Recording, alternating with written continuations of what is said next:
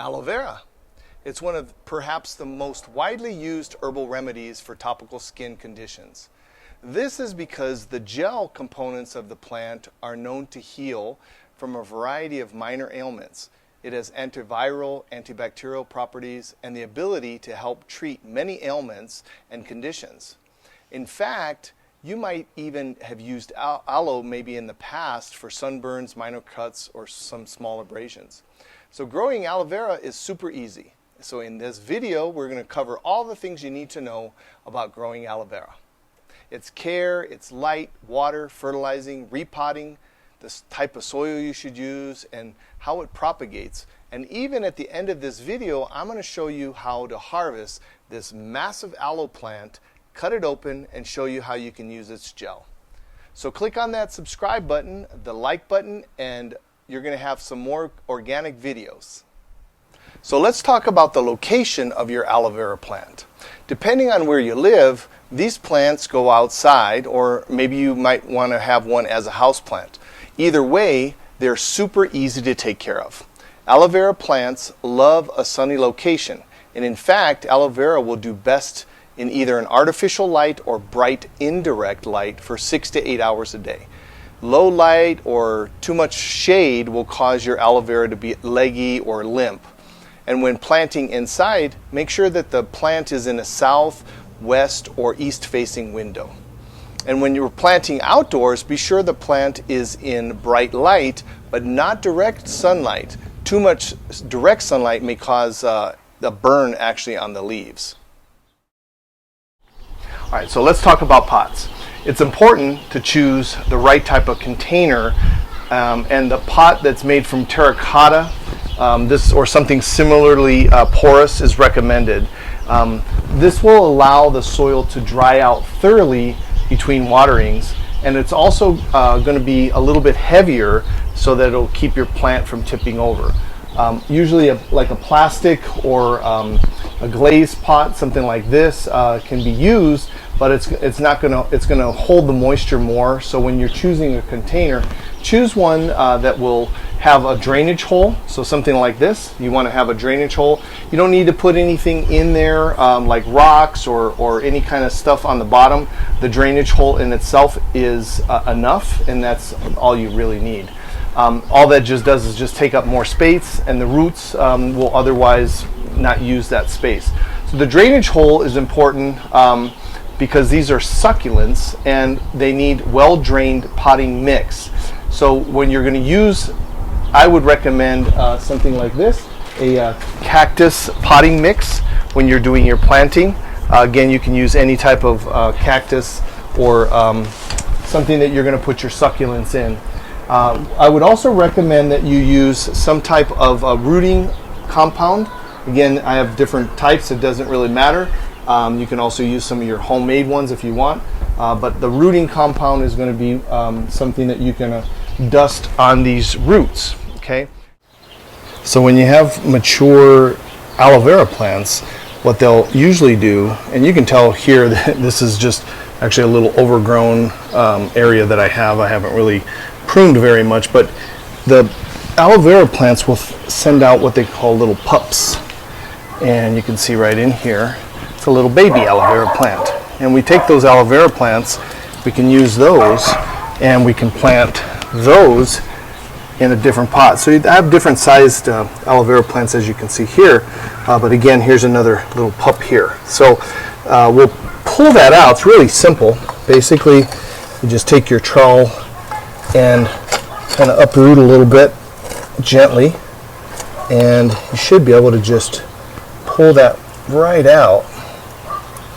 Gently pull it out, and now you have a whole another aloe vera plant. And it's coming from the mama, which is right there. So here we got there, and that's what your aloe vera plant looks like. Little pup. So here's how you plant or repot an aloe vera plant.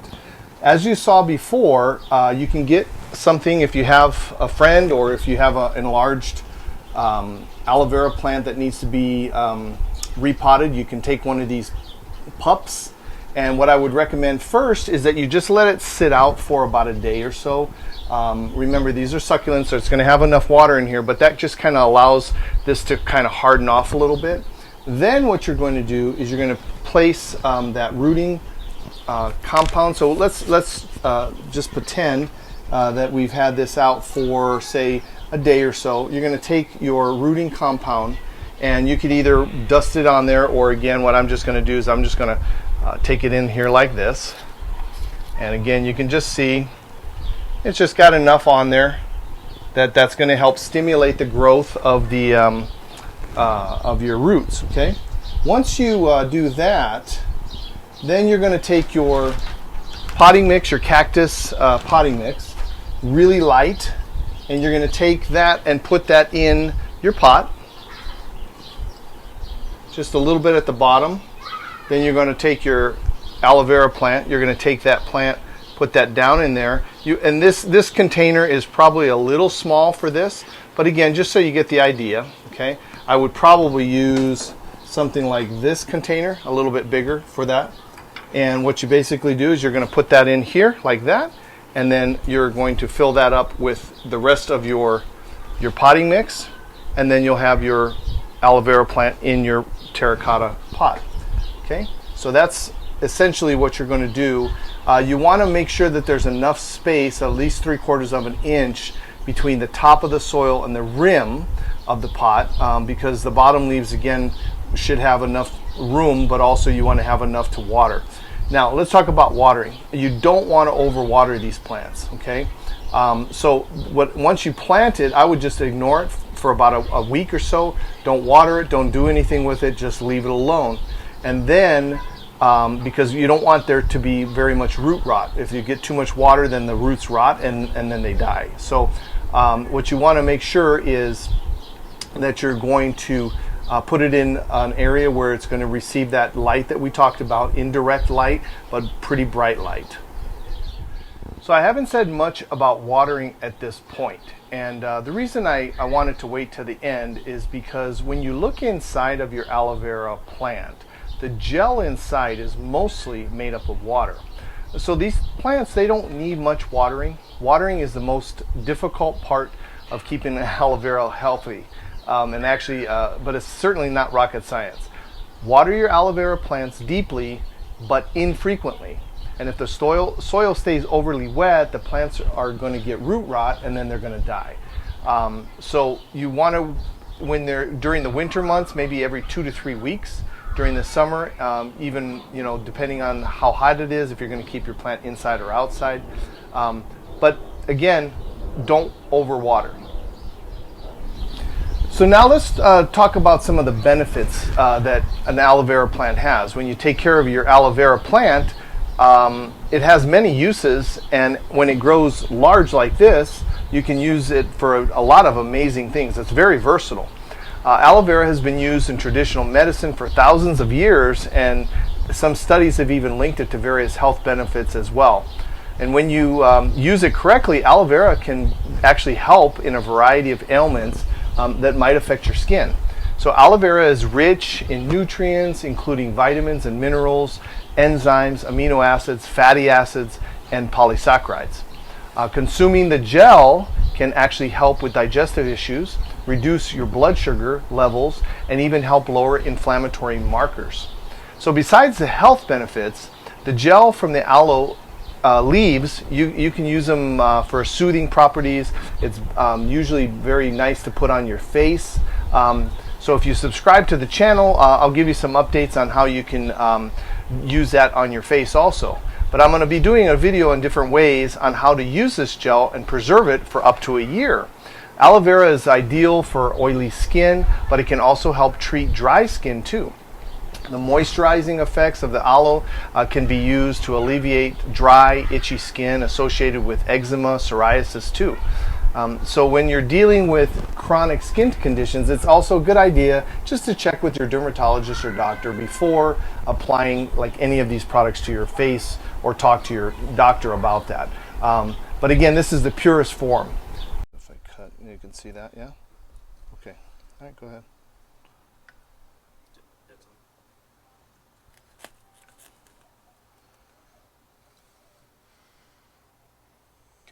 So this is our massive aloe vera leaf, okay, and you can see here, this isn't as thick as I was hoping that it was going to be, but again, it's decent.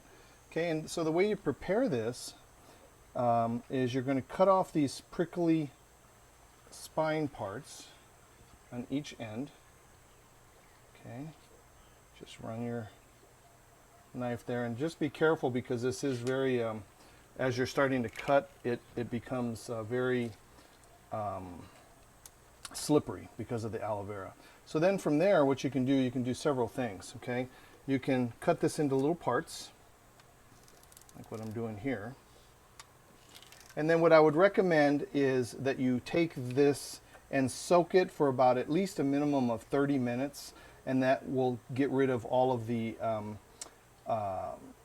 stuff that's bad on the aloe vera plant.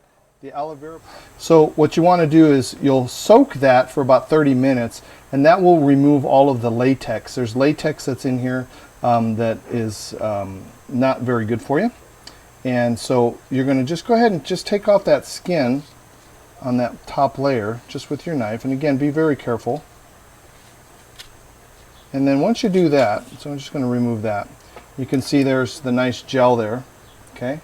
It's nice and shiny. And then you're going to take your spoon, and then what you'll do is you'll just take your spoon here, and you'll just take out the aloe vera gel, just like that, okay? Once you get your gel out, and you'll take that, place that in a bowl with some water. You can see the latex there, that little, I'll take some more out here just so you can see that. But basically, you're just going to do this with your aloe vera plant. So nice gel there. And then you can see here, that's that latex part. So you'll put that in some water, and then that'll rinse that off, and then you'll be ready to either use this to consume, or you can make a little paste. And if you subscribe to the channel, I'll show you in some subsequent videos how you can use this in a paste, and you get yourself a nice little facial, or however you can use this. So this will be a great use for aloe vera plants, and how you can use that healthy.